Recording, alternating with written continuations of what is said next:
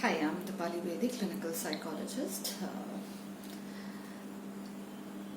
I'm today reminded of somebody telling me that, the solution to the problem is the complete truth. Yes, it is spiritually a solution to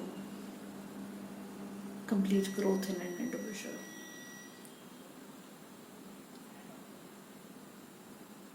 But it is scary. It is very scary.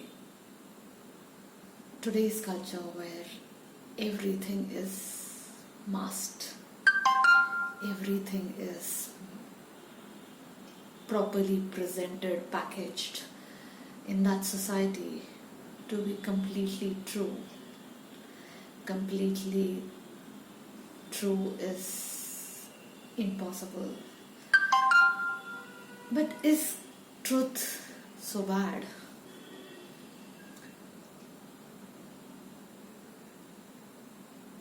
It helps.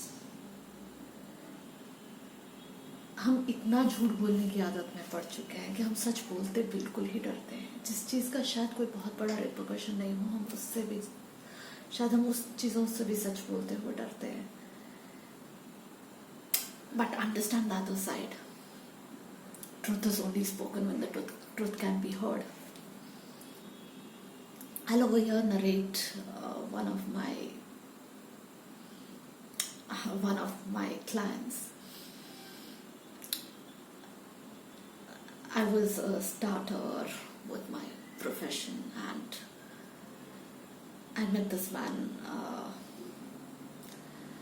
who is my client, but not purely my client, but the organization's client. I am just an intern over there, who once comes and tells me an interesting story. A story. This organization was a rehab center. So he was admitted over there for alcohol abuse. He told me this interesting story that he plans to blast the rehab center.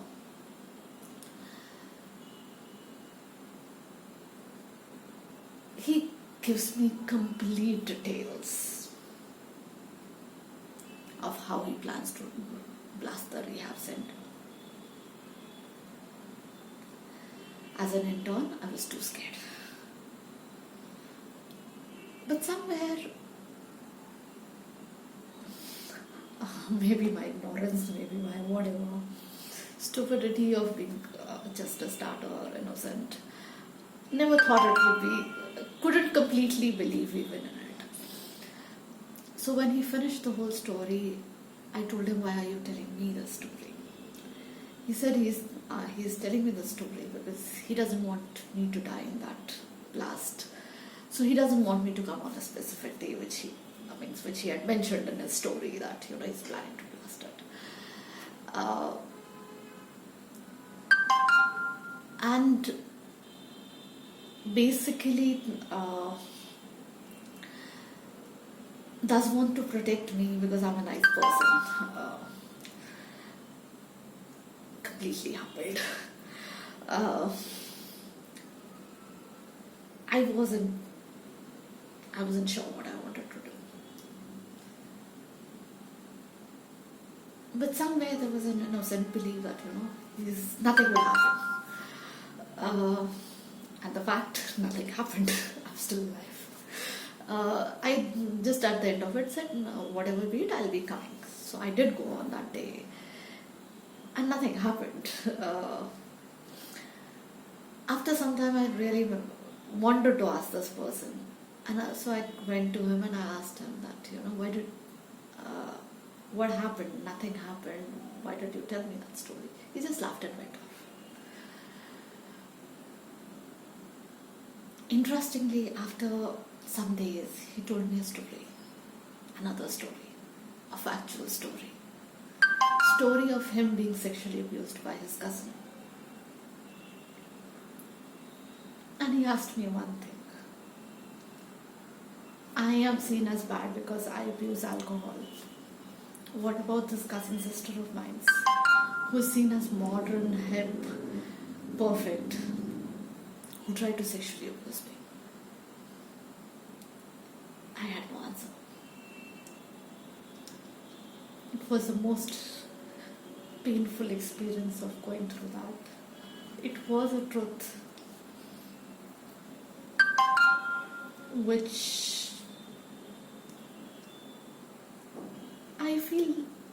I actually feel humbled for him sharing that with me. More because I was not even a complete professional at that time. I was just an intern.